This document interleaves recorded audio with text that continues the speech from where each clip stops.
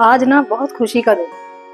आज जो है मेरे ब्रदर इन लॉ की बेटी अपनी छोटी सी 6 महीने की बेटी को लेकर अपनी नानी के घर पहली बार आ रही है। सबके मन में बहुत ही खुशी और बहुत ही उत्सुकता है। सब लोग ये सोच रहे हैं कि वो यहाँ आके कैसे रिएक्ट करेगी इतने सारे नए नए चेहरे देखकर। और मैं ये भी सोच रही हूँ साथ में कि वो भी क्या सोच रही होगी कि आज मैं कहाँ जा रही हूँ। और इसी ख्याल ने ना मुझे उन दिनों की याद दिला दी जब मैं अपनी बेटी को लेकर पहली बार अपने हस्बैंड के पास बैंगलोर गई थी। ये उन दिनों की बात है, काफ़ी पुरानी हो गई अब तो ये बात। लेकिन ये मेरी बेटी की डिलीवरी प्री मैच्योर हुई थी और उसके बाद थोड़े से कुछ हेल्थ कॉम्प्लिकेशंस हो गए थे मुझे।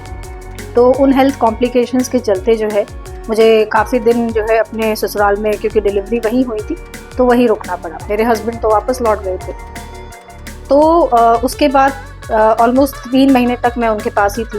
And because of health complications जो दादा दादी थे वो बहुत ज़्यादा बच्चे की केयर करते थे और उन्होंने बड़े प्यार से, दादा जो है सुबह शाम उसकी मालिश करते थे, उसको बहुत प्यार से रखते थे, सुलाते थे, खिलाते थे, गोदी में लेके करके पूरे टाइम सुलाते रहते थे। और दादी जो थी वो उसको नहला धुला के बिल्कुल तैयार करके रखती थी। तो जो उन्होंने उन दिनों में मेरी बच्ची की और मेरी जो सेवा करी वो मैं पूरी उम्र भूल नहीं सकती। और फिर फाइनली वो दिन भी आया जब मुझे उसको लेकर और बैंगलोर ट्रैवल करना था। तो पहली बार मैडम हमारी जो है वो फ़्लाइट में ट्रैवल कर रही थी। और ये उन दिनों की बात है तब लखनऊ से बैंगलोर डायरेक्ट फ़्लाइट नहीं हुआ करती थी और हमें जो है दिल्ली से हॉप ओवर करके तब फ़्लाइट लेनी पड़ती थी। तो दिल्ली में मेरे हस्बैंड के एक फ्रेंड रहते थे, तो ये तय हुआ कि मैं यहाँ से फ्लाई करके लखनऊ से और दिल्ली जाऊँगी और दिल्ली ओवरनाइट स्टे करके अर्ली मॉर्निंग की फ़्लाइट लेके वहाँ से जाऊँगी। तो ऐसा ही हुआ और जैसे ही मैं शाम को दिल्ली पहुँची तो उनके फ्रेंड आ गए थे लेने के लिए और हम उनके घर चले गए। और शाम को जो मैडम ने हंगामा मचाया है, उफ, इतना हंगामा कि हाथ पैर फूल गए। कुछ समझ नहीं आ रहा कि क्या करें।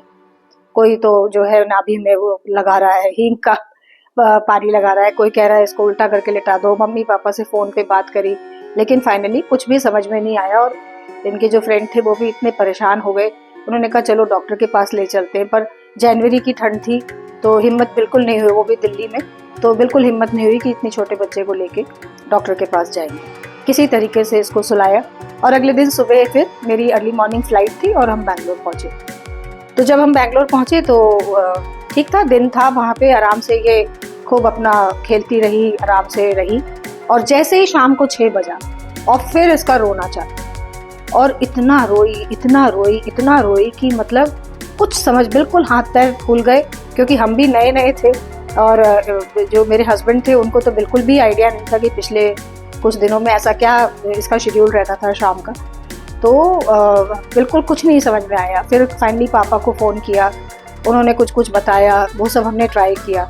फिर मेरी मदर इन लॉ ने मुझे बताया कि शाम को देखो बेटा, वो पापा जो है वो वहाँ पे ब्लोअर लगा के और ऐशु को लिटा देते थे और इसके कपड़े थोड़े हल्के कर देते थे और ये खूब अपने हाथ पैर चलाती थी, तो हो सकता है वो ये सब मिस कर रही है। तो हम लोगों ने फिर वैसा ही कुछ किया इसके साथ और ये ठीक हो गई थोड़ी देर में और अपना खेलने लगी थोड़ी देर में। और तब जाके समझ आया कि इतने छोटे बच्चे जो होते हैं वो भी जो है इंसानों का टच, उनकी आवाज़ और उनका जो अपनापन होता है उसको कितना गहराई से फील करते हैं और उनका कंफर्ट ही उनकी दुनिया होता है।